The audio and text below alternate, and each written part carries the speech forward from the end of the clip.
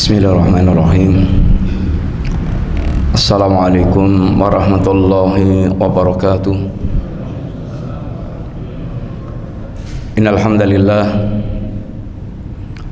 wassalatu wassalamu ala Rasulillah wa ala alihi wa ashabihi wa mawalah. Wala haula wala quwata illa billah, amma ba'du. Alhamdulillah, Bapak Ibu jamaah sekalian rahimani wa rahimakumullah.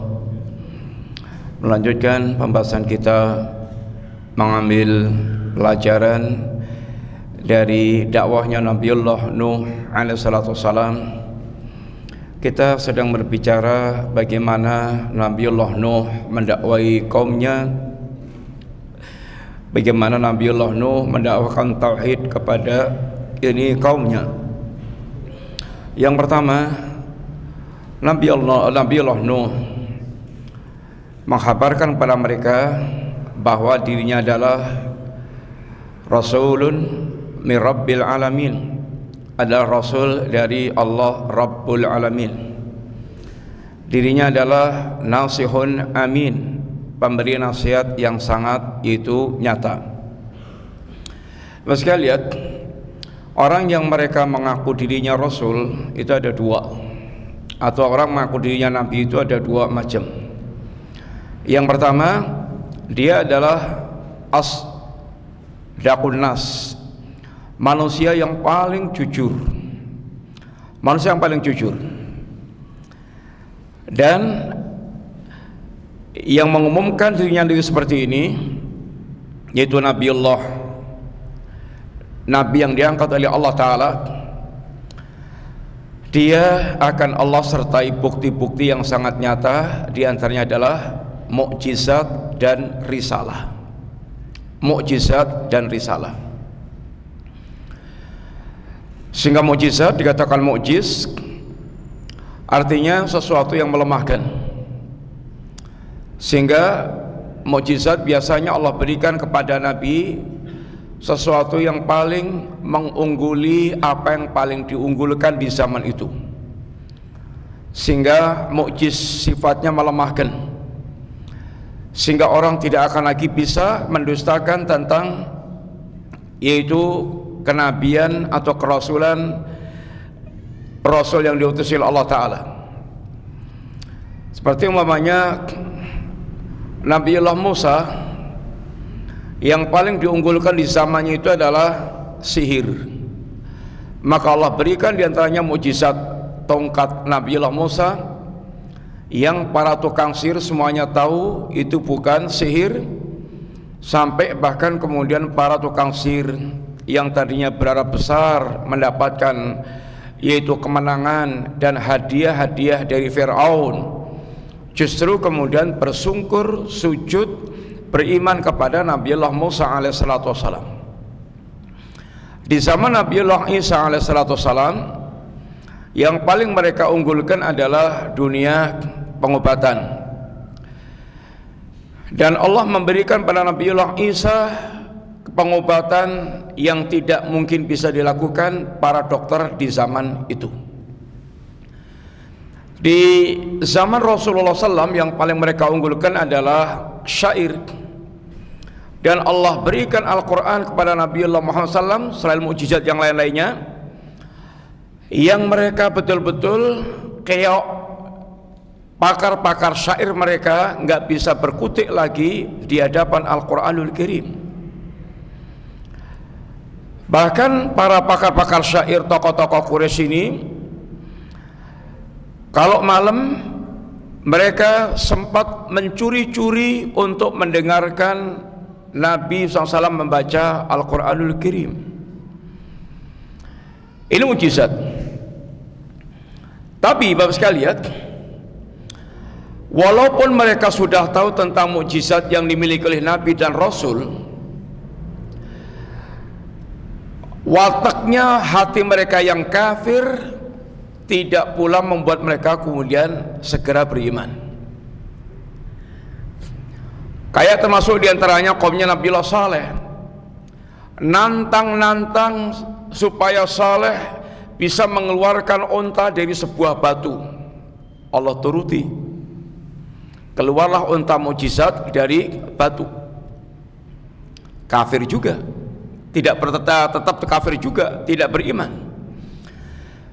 Dan itulah memang yang Allah sebutkan tentang perwatakan orang-orang kafir. Wa iyyarau kulla ayatin la yu'minu biha. Walaupun orang kafir itu melihat semua tanda bukti kekuasaan Allah Subhanahu wa taala, enggak ada lagi yang bisa mereka dustakan, tetap saja mereka tidak beriman, kata Allah taala. Wa iyyara sabila rusdi la yattakhidu sabila. Kalau mereka melihat jalan yang lurus, yang mereka mengakui betul-betul baik lurus, la yattakhidu sabila, mereka tetap juga tidak menjadikan jalan yang mereka tempuh. Wa iyyara sabilal ghayyi yattakhiduhu sabila. Tapi kalau mereka melihat jalan yang bengkok, walaupun bengkok tapi cocok dengan selera hawa nafsunya, itu justru diikuti. Begitulah diantara perwatakan orang-orang yang memang hatinya kufur. Makanya mas sekalian, kalau seandainya sudah dakwanya bagus, penuh dengan bukti nyata, enggak lagi sungguhnya ada yang bisa didustakan, kok ia tetap ada yang mendustakan, ya itulah sunatullah dakwah. Fasbir kama sabara ulul asmi minar rusul. Bersabarlah sebagaimana kesabaran ulul asmi di kalangan para rasul. Kemudian yang kedua, sebagaimana keumuman para rasul dan para nabi ketika berdakwah, Nabiullah Nuh mengatakan pada mereka, la atlubu minkum malan, aku tidak minta dari kalian harta, wala ajron, tidak minta upah ala dakwatika, terhadap dakwahku. Ini adalah semuanya ungkapan semua nabi dan rasul. Dakwah itu adalah kewajiban menyampaikan risalah Allah Subhanahu wa taala. Kembalinya ke ini, harapan utama adalah dari yang mengutusnya, yaitu Allah taala, sehingga Nabiullah Nuh tidak menggantungkan kepada mereka dalam urusan yaitu kehidupan mereka.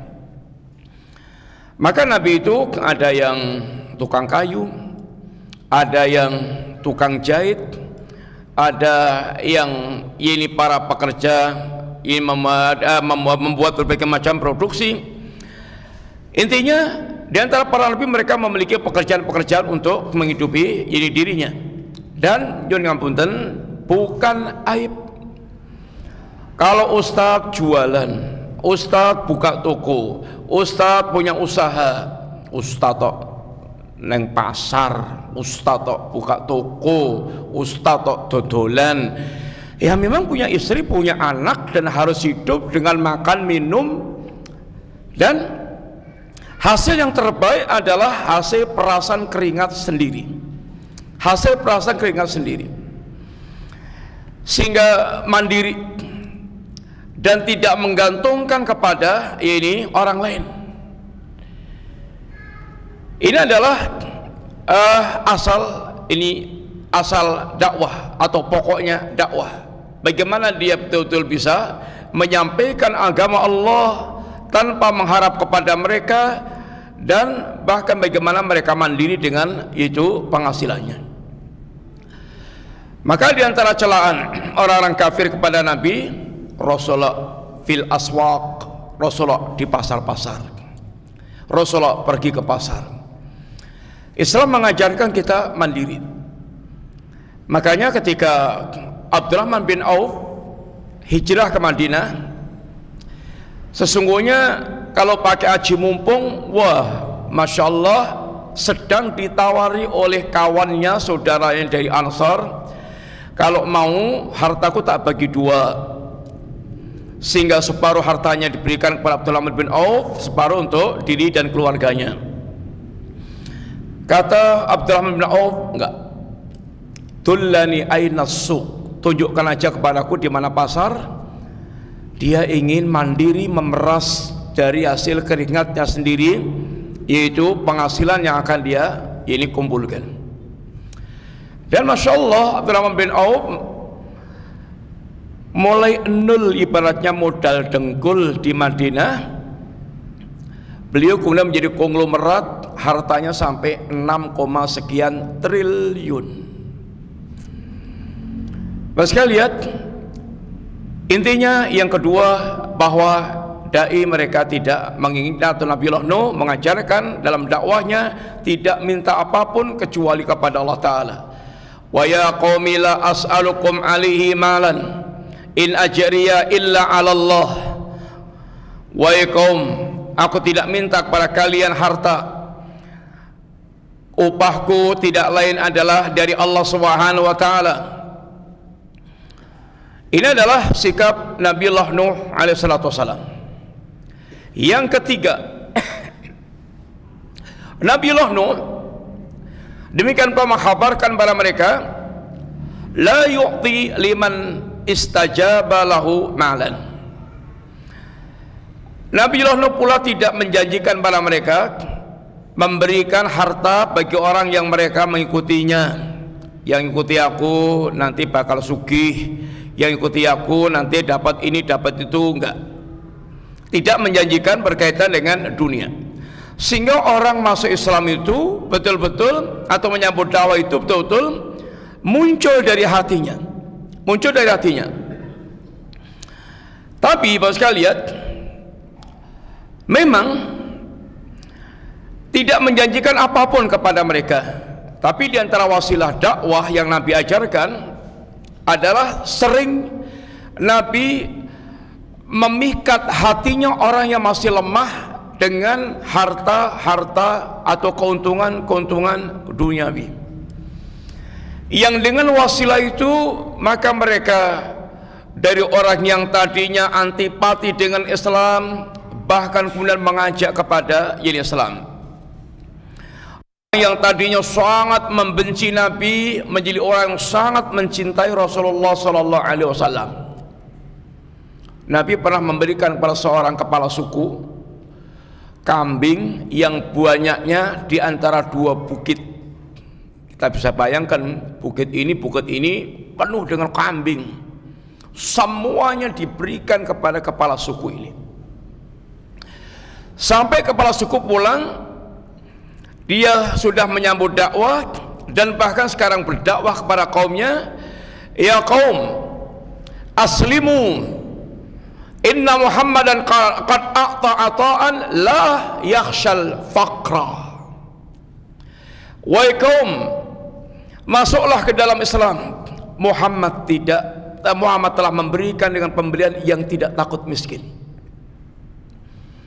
Nabi ketika perang Hunain, dan yang mengikuti diantaranya adalah orang yang masih baru masuk Islam dari kalangan ini orang-orang Quraisy,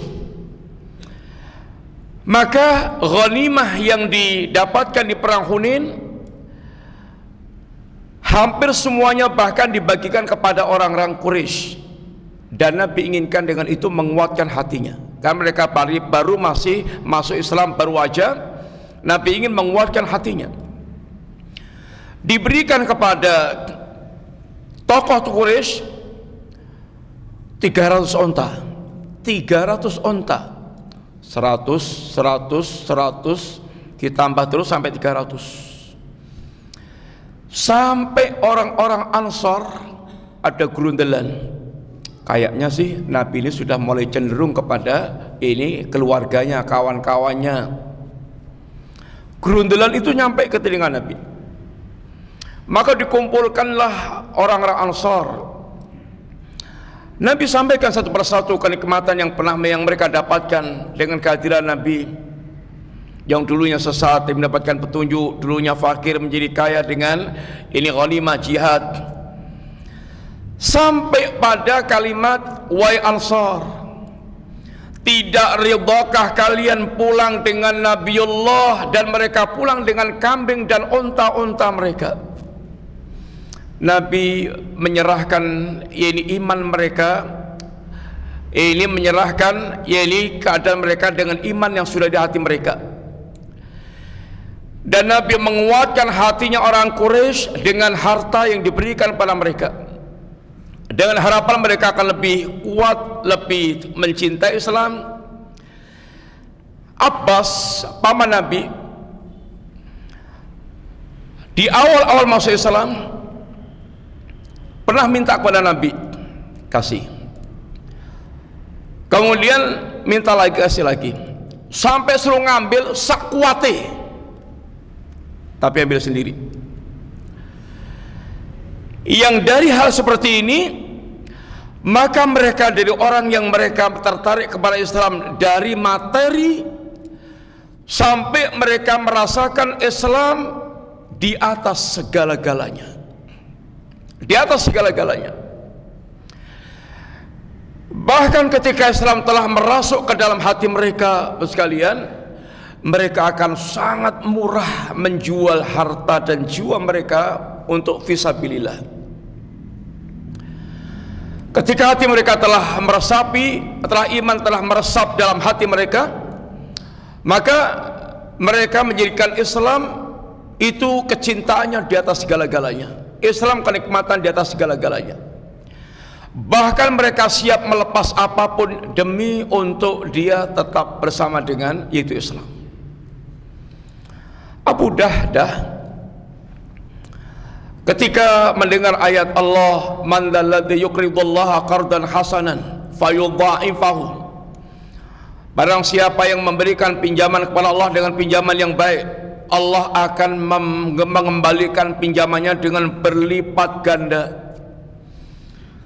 Abu Dahdah ketika mendapatkan ayat ini, beliau mendatangi Nabi SAW, ya Rasulullah, Allah meminta pinjaman kepada kita, iya,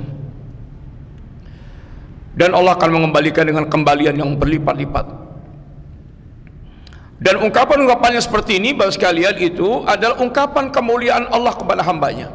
Harta itu milik Allah, semuanya pemberian Allah, manusia nggak punya apa-apa asalnya, Allah berikan berbagai macam kenikmatan. Lalu ketika Allah ingin hamba itu berbuat baik, diistilahkan dengan memberikan pinjaman kepada Allah, yang Allah pengen juga berbuat baik lagi kepada hamba ini dengan berlipat-lipat. Kata Abu Dahdah, ya Rasulullah, aku pinjamkan kebunku kepada Allah Ta'ala. Berapa luasnya kebun Abu Dahdah? Nggak tahu, tapi isi kebunnya itu 600 pohon kurma. 600 pohon kurma, banyak, banyak. Dengan mengharap kembalian Allah yang berlipat-lipat, maka kan Nabi katakan, alangkah sangat banyaknya tandan-tandan pohon kurma Abu Dahdah di surga. Ketika Nabi menghasung para sahabat untuk mereka membiayai biaya jihad fisabilillah, datang Abu Bakar dengan sepenuh hartanya, seluruh hartanya, totalitas saat itu dipersembahkan kepada Nabi. Datang Umar dengan separuh hartanya dipersembahkan kepada Nabi. Saat Nabi mengumumkan di hari yang sulit, perang Tabuk,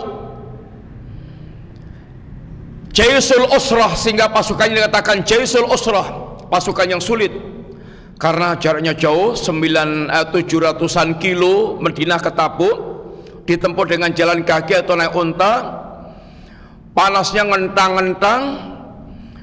Sudah begitu, ada yang lebih ngebot-boti lagi urusan dunia, kurmanya musim menjelang musim panen. Berat banget untuk orang kemudian keluar jihad, itu perang berat banget. Sampai orang-orang munafik mereka memberikan provokasi kepada manusia, jangan kalian keluar fil harri, di saat yang panas kayak gini. Kata Allah, Jahannam asyaddu harran, Jahanam itu lebih panas dibandingkan dengan kondisi yang mereka sedang rasakan. Bapak sekalian, itu kalau iman sudah ngeresep. Tapi Nabi sering memancing untuk menguatkan keislaman mereka dengan yaitu sangat dermawan, gampang mengeluarkan harta untuk menguatkan ini hati mereka. Dari sisi dai-nya, tidak ada dai yang para nabi tidak pernah menjanjikan dunia kepada orang mereka menyambut ini dakwahnya. Sehingga yang selalu ditanamkan adalah yaitu keyakinan tentang kampung akhirat, apa yang mereka akan dapatkan di kampung akhirat. Nabi kalau menyamati semuanya semangatnya berkaitan kampung akhirat. Siapa yang mempersiapkan persiapan jihad fi yaumil usrah, baginya surga. Berlomba-lomba orang untuk mengorbankan hartanya, mempersiapkan jihad. Orang berdatangan meramaikan pasar jual beli untuk membeli perlengkapan jihad. Sampai orang-orang yang miskin, mereka datang kepada Nabi, ya Rasulullah, carikan kami kendaraan untuk bisa berangkat jihad, yang bisa mengangkut kami jihad ke medan jihad. Nabi carikan.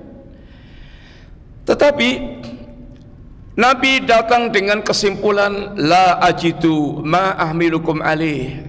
Wahai sahabatku, aku tidak mendapatkan apa yang bisa mengangkut kalian ke medan jihad. Bagaimana perasaan para sahabat yang miskin ini? Tawallau wa a'yunuhum tafidhu minad dam'i hasanan.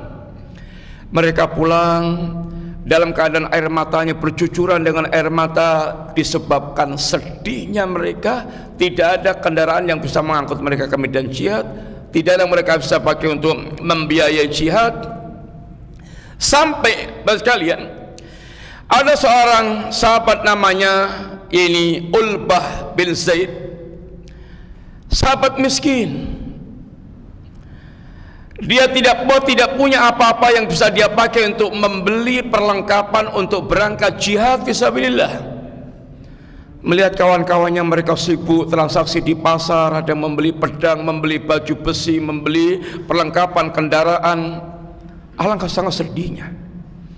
Dia nggak punya duit untuk bisa beli. Lebih-lebih ketika Nabi menyampaikan kalimat barang siapa mempersiapkan perlengkapan jihad fi yaumil usrah, baginya surga, tambah pedih lagi hatinya, yaitu Ulbah bin Zaid. Datang waktu sore, matahari tenggelam, malam mulai menyelimuti ini kehidupannya. Tidak pula dia bisa segera tidur nyenyak, masih gelisah hatinya. Tahu-tahu punya kerentak untuk kemudian berwudu, kemudian salat, dia curahkan semua kesedihannya kepada Allah Ta'ala. Karena malam itu kata Ulbah, ya Allah, Engkau perintahkan hambamu berjihad, sedangkan Engkau tidak memberikan kepada hambamu ini sesuatu yang bisa dipakai untuk berangkat jihad. Ya Allah, malam ini aku bersedekah dengan kehormatanku. Aku halalkan semua kezaliman orang yang telah menzalimi kepadaku. Aku halalkan. Ulbah berderma dengan kehormatannya, karena nggak ada sesuatu yang bisa didermakan untuk menyambut jihad. Maka datanglah waktu subuh. Nabi sampaikan kepada mereka, siapa yang tadi malam berderma, hendaklah berdiri. Nggak ada yang berdiri, termasuk Ulbah, karena memang merasa tidak berderma. Sampai kemudian Nabi mendekati Ulbah, ya Ulbah, sedekah derma Anda diterima oleh Allah Subhanahu wa taala. Alangkah sangat gembiranya ini Ulbah. Sekali ini hatinya, sikapnya orang mereka ketika iman sudah ngeresep di dalam hati mereka, sehingga iman menjadi kelezatan tersendiri, Islam menjadi harga yang sangat mahal bagi mereka. Segala-galanya dia bisa pertaruhkan untuk Islam dan iman dia. Di saat ketika hati itu masih lemah, maka mereka tertariknya dengan apa yang mereka anggap keuntungan itu duniawi. Maka Seorang dai tidak layak menjanjikan kekayaan dunia tentang urusan-urusan yaitu dunia dengan dakwah yang disampaikan. Yang pertama kali harus diarahkan mereka untuk berharap tentang kampung akhirat, sehingga betul-betul tertanam di hati mereka hakikat kehidupan adalah kehidupan kampung itu akhirat. Maka diantara ucapan Nabi, wala aqulu lakum indi khasainullah, aku tidak mengatakan pada kalian aku memiliki perbendaharaan Allah, nanti tak bagi-bagi kalau kalian ikut dakwahku. Enggak. Wala a'lamul ghaiba, aku juga enggak tahu yang gaib. Aku hanya menyampaikan risalah, semua perkara gaib hanya Allah yang tahu. Kalau sekarang ada yang ngaku-ngaku tahu yang gaib, dianggap wali tahu yang gaib, ini syirkun akbar, dan yaitu ngelancangi atau lancang terhadap Nabi. Nabi aja nggak tahu yang gaib, apalagi ini para wali. Dajjal. Wala aqulu inni malak, aku juga tidak mengatakan aku malaikat, aku manusia biasa. Inni basyarum innama ana basyarum mislukum, saya manusia biasa seperti kalian, ya lapar, ya capek, ya butuh ini, butuh itu. Tapi beliau adalah Rasul yang menyampaikan risalah. Wala aqulu lil ladzina tasdari a'yunukum lan yu'tiyahumullahu khairan, aku tidak pula mengatakan kepada orang pandang kalian kepandang hina bahwa mereka tidak memiliki kebaikan yang Allah berikan pada mereka. Memandang orang-orang fakir miskin itu dengan pandangan hina, itu orang mereka orientasinya duniawi, rata-rata orang kafir demikian, dan orang mereka hatinya belum berhias dengan iman. Sehingga diantara permintaan orang-orang kafir itu, mbok ya disingkirkan itu orang-orang fakir-fakir, fukara-fukara, kiri-kiri itu disingkirkan aja, biar saya bisa yaitu secara khusus menikmati dakwahmu. Mengharap yang kira-kira disingkirkan, pengen membuat majelis khusus.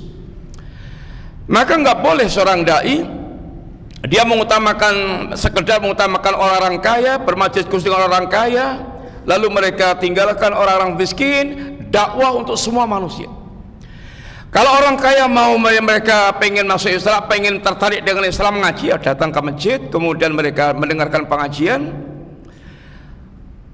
Imam Malik pernah diminta oleh sang khalifah untuk secara khusus mengajarkan di rumah, enggak mau. Kalau mau pengen ilmu ya datang ke masjid, ke majelis, ya ini kaum muslimin. Sehingga harga dirinya para ulama sangat tinggi. Ulama bukan orang mereka menjadi budak-budak harta, bukan orang mereka menjadi penjilat-penjilat penguasa. Ulama yang akan menuntun manusia bagaimana keluar dari kegelapan kepada ini cahaya.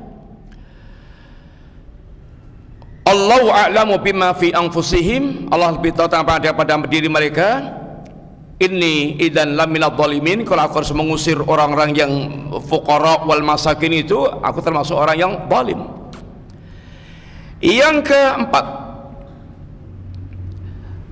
di antara Nuh yang Nabi Nuh ungkapkan dalam dakwahnya adalah yukhawwifu qaumahu min adzabillah, menakut-nakuti mereka dengan azab Allah Subhanahu wa taala.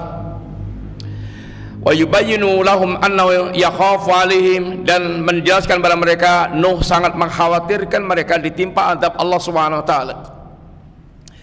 Sehingga basyiran wa nadhiran, selain memberikan kabar gembira juga mereka menakut-nakuti kaumnya dengan ancaman azab Allah taala. Laqad arsalna Nuhan ila qaumihi, sungguh kami telah mengutus Nabiullah Nuh kepada kaumnya. Faqala ya qaumi ibudullaha ma lakum min ilahin ghairuh, wahai kaum sembahlah Allah yang tidak sembah yang sungguh yang sebenarnya kecuali hanya Allah. Inni akhafu alaikum adzaba yaumin azim, aku sangat khawatir kalian akan ditimpa azab yang sangat pedih. Inni akhafu alaikum adzaba yaumin alim, aku mengkhawatirkan kalian ditimpa azab yang sangat pedih. Sehingga Nabiullah Nuh yaitu menyampaikan peringatan pada mereka, sebagaimana nanti ketika yaitu awal dakwah mengumpulkan Quraisy, setelah Nabi memberikan tazkiyah kejujuran, karena ini yang paling pokok, yang dimiliki seorang dai, jujur. Jujur. Bayangkan kalau dai nggak jujur, ngapusi atas nama Allah, ini menjadi kejahatan besar. Maka modal pokok seorang dai diantaranya jujur. Nabi katakan pada mereka, ya Quraisy, lau akhbartukum, seandainya aku kabarkan pada kalian bahwa di balik bukit ini atau di balik lembah ini ada pasukan yang akan menyerang kalian, amusaddiquni, apakah kalian akan membenarkanku? Apa kata mereka? Ma jarabna alaika illa sidqan, kami tidak pernah mendapatkan pengalaman bersama anda kecuali jujur. Mereka betul-betul sangat mengenal Nabi, orang yang jujur. Artinya Nabi pun mereka sebelum jadi Rasul juga mereka bergaul dengan mereka, dan mereka itu sangat kenal tentang Nabi. Selama 40 tahun bergaul nggak pernah ada pengalaman dusta, nggak ada. Sehingga betul-betul mereka memiliki pandangan yang sangat mulia tentang Rasulullah SAW.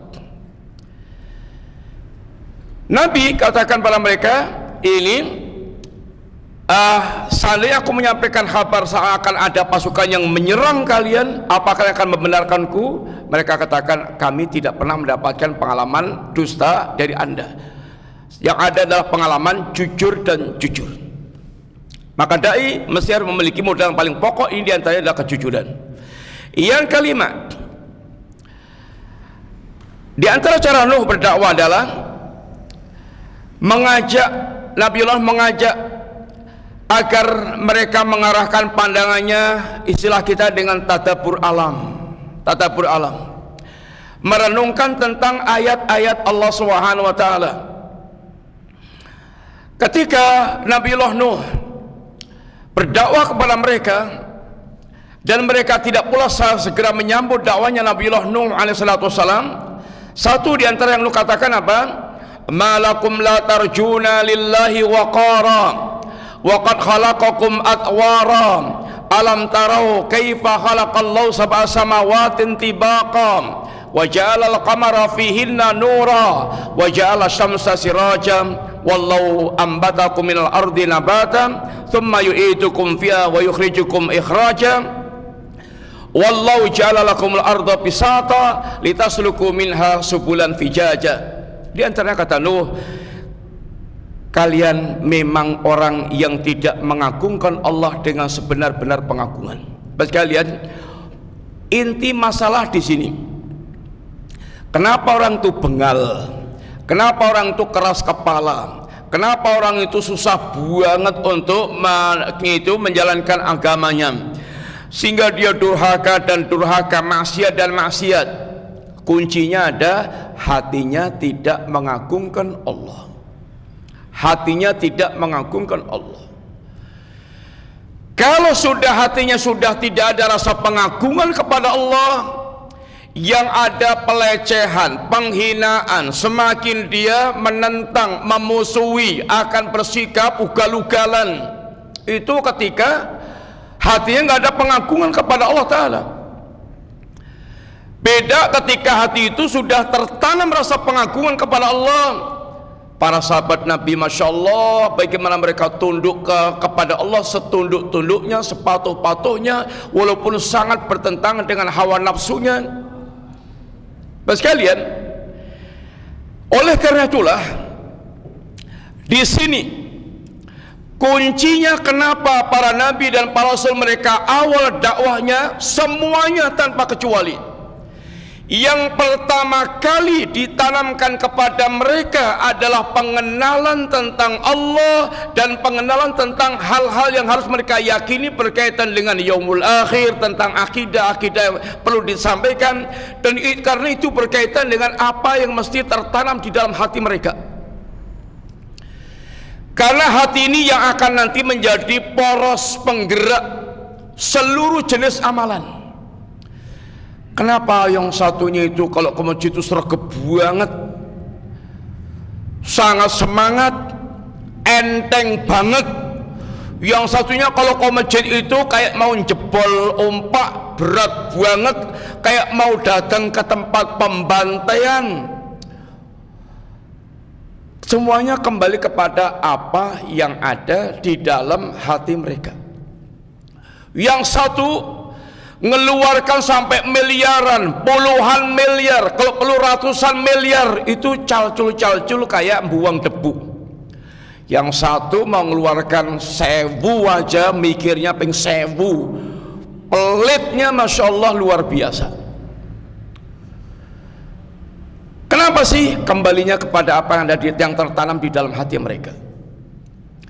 Yang satu, kalau dia melakukan maksiat kecil, itu pedihnya sudah sangat luar biasa.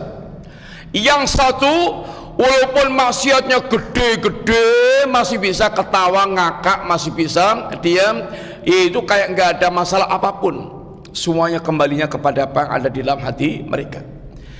Maka kata Nabi Nuh, memang kalian itu orang-orang yang tidak mengagungkan Allah dengan sebenar-benarnya, sehingga kafir, sehingga musyrik menentang Nabi Nuh, kemudian membuat makar-makar macam-macam.